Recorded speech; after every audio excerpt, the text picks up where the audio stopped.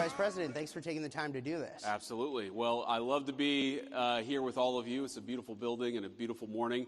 I always joke with Matt, but it's actually not a joke. I'm being dead serious that this is the most well-sourced journalist in Washington, D.C. And if you remember maybe 6 months ago, maybe it was actually a year and a half ago, when there was this big conversation in the Washington Post about what do we do to actually get in touch with the other half of America? How do we actually make our journalism more appealing to the half of the country that doesn't agree with far-left politics? And I think I texted Jeff Bezos and I said, if you're really serious about this, you should just hire Matt Boyle and make him run your entire political reporting shop. Now, Larry Soloff, I'm sure, is pissed off at me for that suggestion.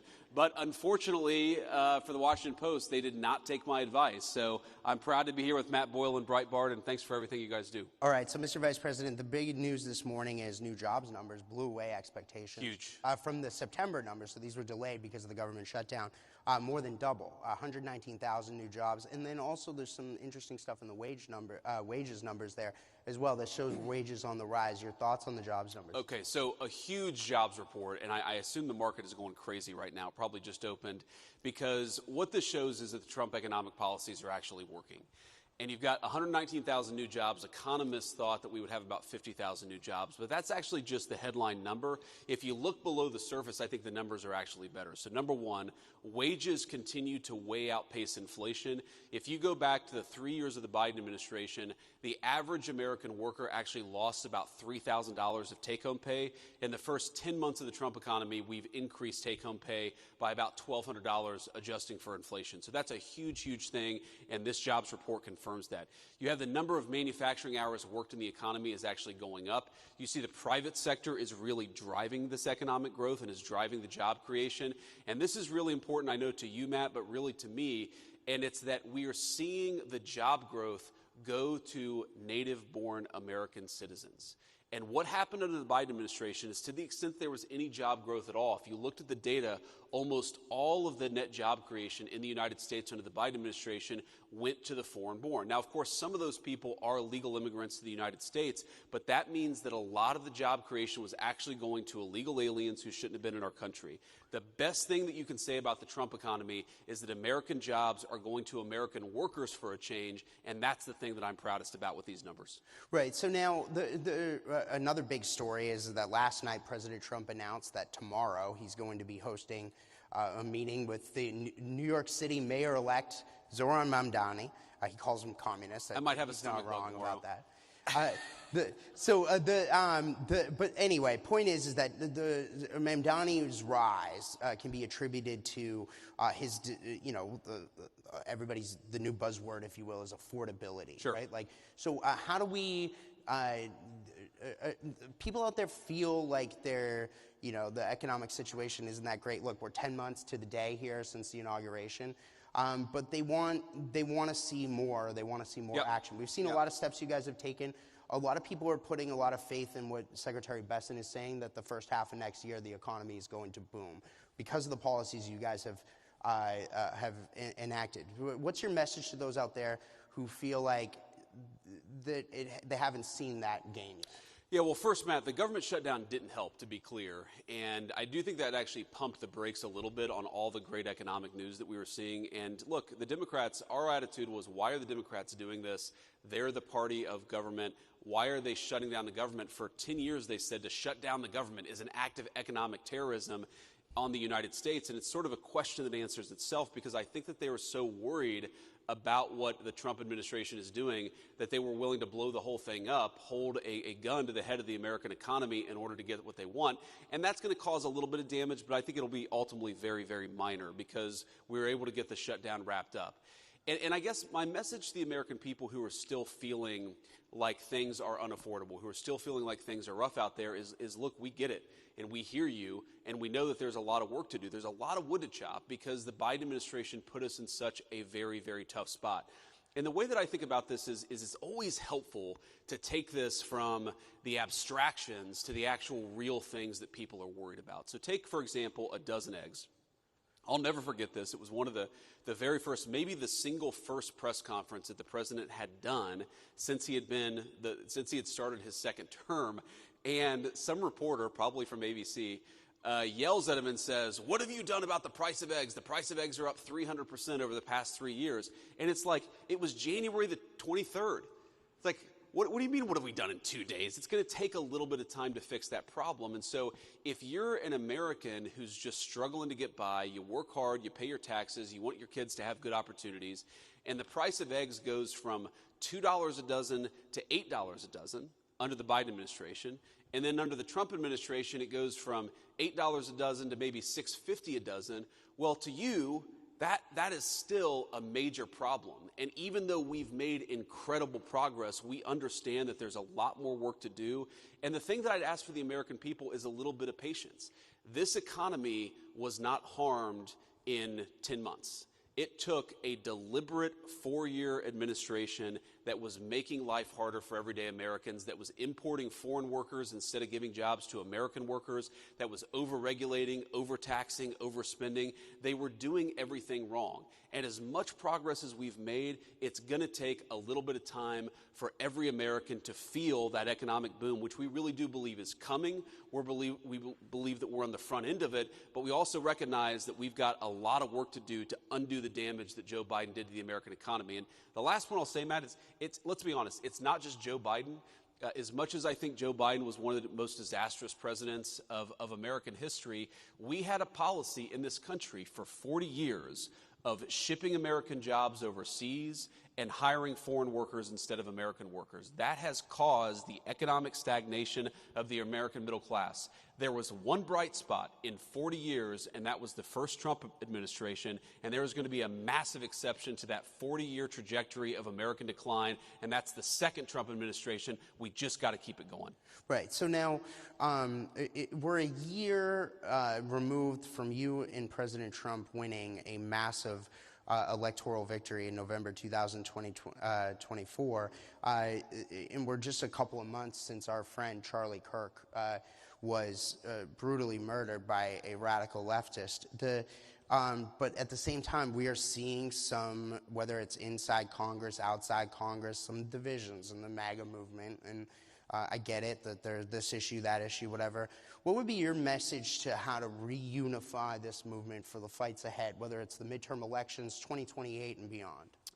Yeah, I mean, I think that we have to remember that we have a lot more in common than we do not in common, and that the disagreements that animate the Republican Party, while they matter and they're important, I think these debates should happen. They should happen in podcasts, and they should happen in the media. They should happen on the op-ed pages.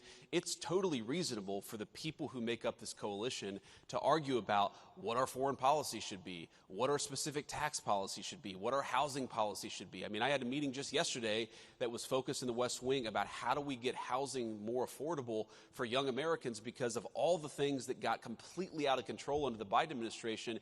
You had homes that doubled or tripled in price depending on the geography in 4 years under the Biden administration.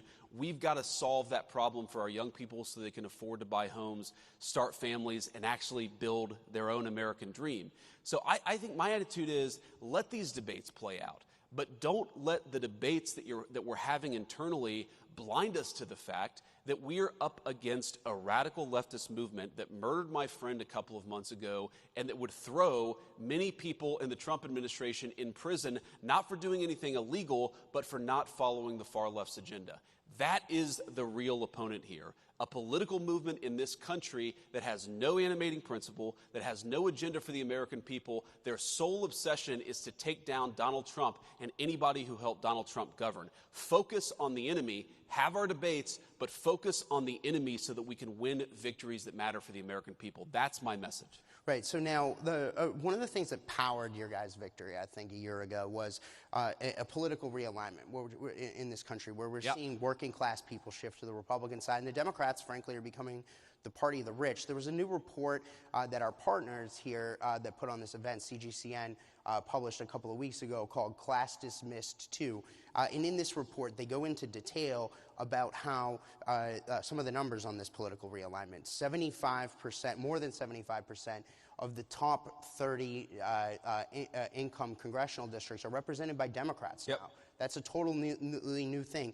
The last three presidential elections, the Democrats counties were represented more than 60%, in the case of the 2020 election, more than 70% of aggregate GDP in this country. President Trump won counties 30-something% in each of those elections. So your thoughts on what we're seeing now with this political realignment, and some of those statistics? So let me say a few things, Matt. So first of all, I think that part of what you see as division in the Republican Party is a consequence of this realignment. We have a new governing coalition. We have a new political coalition. We have people who didn't used to vote Republican, and frankly, they have different preferences sometimes on certain issues than maybe the Ronald Reagan or George W. Bush Republican Party did. I think the Donald Trump Party is a fundamentally new phenomenon in American politics. I think that it can govern the country successfully for the next generation, but some of those divisions you talk about are just the natural outgrowth of the fact that we've got a lot of working class voters who frankly don't care what was Republican orthodoxy 25 years ago, and so they're pushing the party in a different direction. And again, I think that debate is natural and normal, and it's something that we should frankly lean into, recognizing that the far left is really the problem that we have to confront in this country. The second thing that I'll say about it, Matt, is I think it's a great thing. You know, and I'm biased. Obviously, I grew up in a working class family. I was raised by the kind of people who were blue dog Democrats, socially conservative Democrats in the 80s and 90s, and have turned hard towards Donald Trump's Republican Party. These are the people who built America's greatest icons, who built America's greatest buildings, who drive our food into the grocery store every day. They are the human beings who actually make this country run. I'm proud of them, and I want to keep the Trump coalition together. That's one of the things that we have to do in 2026. And this is my third point, and this is tough, because one of the things that was true of the Democratic coalition in, say, the 1990s is that because the Democratic coalition in the 90s was more upscale, they showed up, the Republican coalition in the 1990s was more upscale, they showed up in midterms. So Republicans tended to do a little bit better in midterm elections in the 1990s than, say, Republicans do today. And that's because while these working class voters are great, they're also people who don't necessarily show up to vote in the midterms all the time. We've got to motivate them. We've got to get them out to vote. I think it's one of the lessons that we learned in Virginia and New Jersey is that when Donald Trump is not on the ballot, you've got to give people something to actually believe in, something to be inspired by to get out there and vote. They're not going to vote just because you have an R next to your name. You've got to speak to this new working class coalition. And the one worry that I have when I look at so many of our great congressional allies, I do think that some of our folks in Congress, they want to go back to the Republican Party of 20 years ago. That Republican Party was a Republican Party that lost and that couldn't successfully govern the country. We need to lean into this new coalition, do a better job serving them, and that's how we get them to show up in these midterm elections so that we can win not just presidential races, but midterm races too. Right. Okay. So you mentioned George W. Bush at the beginning of that answer. Now, there's a lot of news going on out there. Today is a somber day for the Bush family and for your predecessor, former Vice President Dick Cheney, who passed away. Today's his funeral. So I wanted to see if you have any thoughts on or message to the Cheney family. I know there was some misreporting out there about whether or not you were invited to that or whatever. But outside of that, there's also another big report that came out a couple of days ago about how George W. Bush and the people around him are plotting for retaking the Republican Party from President Trump and you down the road and going back to the old way of doing things. I guess they don't like to win, but the point is that that's out there. So any response to that as well? Well, first of all, my condolences go to Dick Cheney and his family. Obviously, there are some political disagreements there, but he was a guy who served his country. We certainly wish his family all the best in this moment of grieving. On the issue of George W. Bush, I mean, look, as you know, Matt, I don't put stock in any story that doesn't come from Matthew J. Boyle at Breitbart News, so this could be totally fake news. But I definitely think, and you already see this, you saw this in 2020, you're going to see it in 2025 and 2026, there is an effort to try to wrest control of the Republican Party away from the voters and away from the coalition that really delivered the big victory in 2024. I think it's a huge mistake. Look, the American people don't want stupid wars and America's jobs going overseas and wide open borders. That is, whether intentional or not, that was the legacy of the Republican Party that came before Donald J. Trump.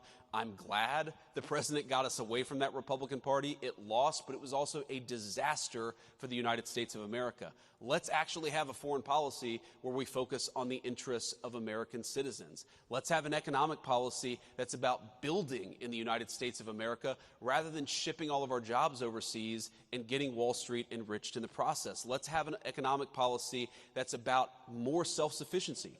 I mean, I have 3 kids. I have an 8-year-old, a 5-year-old, and a 3-year-old.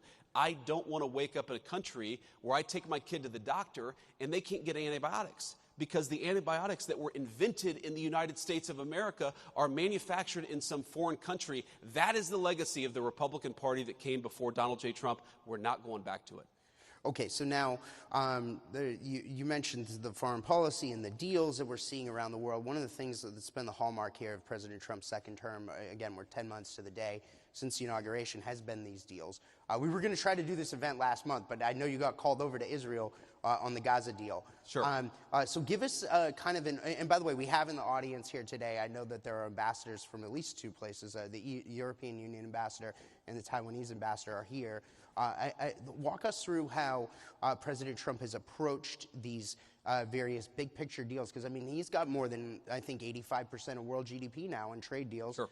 With the United States, and I lost count of how many peace deals he's done this year. Yeah, well, greetings to the ambassadors. We're thrilled to have you, of course, and greetings to everybody else, including even the fake news, I'm sure is reporting there in the back. There's a lot of fake news back I'm sure they're all lined up. I'm sure there are. I can see their fake news eyes peering up at me, I'm sure, ready to misreport everything that I've said today. But no, we love you guys too. Kind of. So here's the thing about the president's negotiating style. And I actually, we were a little delayed because the president called me right before I got on stage just about one of these deals that we're working on. And what I love about it is that it's never enough, right? And so you bring him a deal and, he sort of asks for this, and this. We want this tariff rate. We want this country to drop their tariff barriers. We want this country to drop their non-tariff barriers. And you say, I'm never going to be able to get that done. And then you get it done and you bring it to him and he said, well, I want 3 other things too. Because his attitude is he wants to get the best deal possible for the American people. And for too long, we had trade negotiators that so believed in the fake idea of free trade over fair trade that they were willing to sell American workers down the river without actually negotiating on the interests of American workers. And so whether it's with China or India or any of the countries that we struck deals, the basic principle is we want Americans to have better access to their markets. We believe in our workers. We think that we have the best products in the world. We want to be able to sell them everywhere. That's number 1. Number 2, we don't want foreign products to undercut the wages of American workers. We're actually going to protect our markets, protect our important industries, and that's a very important part of the Trump trade plan. And you've seen it happen in a lot of different ways. And then the final thing, and this raises your point about Gaza or any of these other foreign deals, is we've been able to use the incredible economic leverage of the United States of America. I mean, we're 25%, probably a little bit more than that, of the world GDP. Why don't we ever use our economic leverage to achieve peace? Because when countries aren't fighting each other, when they're actually using their economic talents to manufacture good things rather than weapons to kill each other, then that actually creates incredible economic opportunities for Americans. And that's what the president, that's why he's so focused on peace. He's fundamentally a humanitarian, and we've got 8 peace deals at this point. We're working on number 9 and number 10. And I think that, if he gets number 10 purely for mathematical harmony, if he gets to 10, the Nobel Prize should be awarded to Donald J. Trump, even though he's certainly earned it with the first 8. But I also think that there's this sense that while he wants to save lives, he also sees a world where people are engaging in commerce with one another rather than killing one another. And he just, he's a tough guy, but he's not a violent human. He's not a person, who I think understands violence at a sort of fundamental level. It's why don't you stop killing each other and start trading with one another? Why, rather than Russia and Ukraine killing one another, why don't they actually engage in some commerce with one another, travel between the 2 countries, engage in some sort of cultural exchange? That is his fundamental perspective that he takes into these things. And fundamentally, if we get more peace in the world, it's good for American workers, it's good for the American people, and the president's going to keep on pursuing peace. He's done very well so far, but he's going to keep on working at it. Yeah, so there's a lot I want to pack into this next question. So one of the things what we've seen, I think, since your guys' victory last year, the whole world over, everybody I've talked to around the world really seems to have rallied to President Trump's vision on things like trade and immigration. I just saw, and particularly with regard to China and how we need to have a better deal with regard to there, and we just saw the president get back from there. Yep. I just saw comments that Pope Leo made about immigration. He said just the other day, and we did a huge story on it on Breitbart last night, that every country should get to decide, I'm paraphrasing him here, every country should get to decide who gets to come in. I mean, that's amazing to see that from the Pope himself. Sure. Your thoughts on more broadly how President Trump really does seem to have electrified the world and woke them up to these major issues that we're talking about here? Yeah. Well, Matt, you know I'm a devout Catholic, so I followed those comments closely, including on, of course, Breitbart.com. And that's my third Breitbart shout-out. I've done pretty good, right? There's a lot of 20 Breitbart minutes. shout-outs. Not bad. Thank you. Okay, thank you, guys. But you know, it's interesting because you may not know it, judging purely from the comments of some people on social media, but the Catholic Church's views on this are actually quite clear. And it's that, yes, you must treat immigrants humanely. On the other hand, every nation has the right to control its borders. And obviously how you strike that balance is very important. But there's a lot of room there to actually control your own borders for the sake of your own people. One of the things, Matt, that you know always frustrated me about the immigration debate is that we ignored how open borders were not actually good for the dignity even of the illegal migrants themselves. You had little kids getting sex trafficked. We had 300,000 missing children under the Biden administration that the Mexican drug cartels had brought into our country. You had cartels using, in some cases, 9 and 10-year-old children as drug mules for their activity. Border security is not just good for American citizens, it is the humanitarian thing to do for the entire world. Because when you empower the cartels and when you empower the human traffickers, whether in the United States or anywhere else, you're empowering the very worst people in the world. Now, you've seen this in Europe, you've seen this in a whole host of places, but you know, it's almost like Europe and America got this idea in their head that to control your border at all was fundamentally, you know, uncompassionate, maybe it was even racist and bad. The president and I reject that wholesale. Putting the interests of your citizens first, it's not some ancillary thing. It is the very purpose of government. I am the American vice president. I wish very good things for the people of Mexico or the people of the United Kingdom or the people of any other country. But my priority, my charge is to look after the people of the United States of America, and you cannot do that if you're flooding the country with a ton of illegal immigrants and the drugs and the crime that they bring. Yeah, so the last question I've got, please give him applause for that one. That's incredible. Okay, so Mr. Vice President, the last question Even the Washington Post applause. I know, I think they did. So I got fired. So Mr. Vice President, the last question I got for you on that note, so is that there's a big discussion right now about health care in this country. Yes. The ACA subsidies expire at the end of the year. There's a lot of questions about what's going to happen about this. The Democrats shut the government down supposedly over this.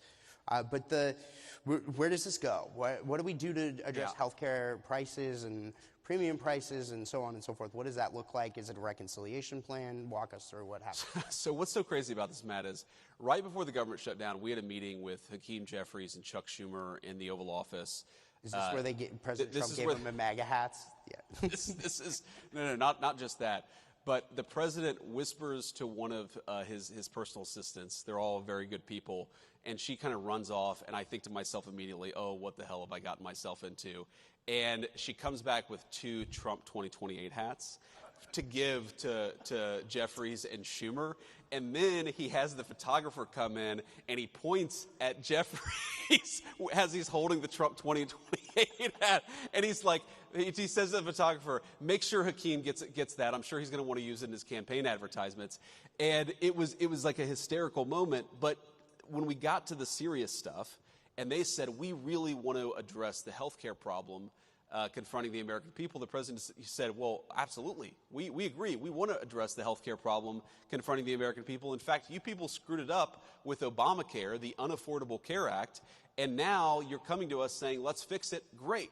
Let's fix it. And then they said, I think they were kind of caught off guard, and they're like, well, but we want the fix before we're willing to open up the government. And the president was like, that's like 3 days from now. You want us to fix American health care in the next 3 days, and unless you do it, you're going to shut down the government? How about we open up the government and then work together to fix American health care? And of course, we know the history. They rejected it. They shut down the government. But I don't want to get ahead of the president, Matt, because we had a very, very good meeting in the Oval Office yesterday. I think that we have a great health care plan coming together. I think that it's going to get Republican and Democrat support. And I think the president, look, right now, the American people get crap health care, and they pay way too much for it. You have people who are paying thousands of dollars a month in premiums for a family of 4, a family of 5, and the access to health care is really low. This system is broken. The Democrats broke it, but who cares? We're going to work together if they're willing to fix it. And the interesting thing, Matt, is, people say, and this is one of the things I love about the president, people come to the president and say, no, don't talk about health care. That's a graveyard for Republicans. Republicans always lose on health care. And the president's like, I don't care about the politics of it. This system is screwed up for the American people. We need to fix it. So let's go and do it. Politics be damned. I love that. That's leadership, and that's exactly what we should want coming from the White House. Mr. Vice President, really want to thank you for taking the time here. Thank you, Matt. Good to see you guys. Thank you. I'm American made. I got American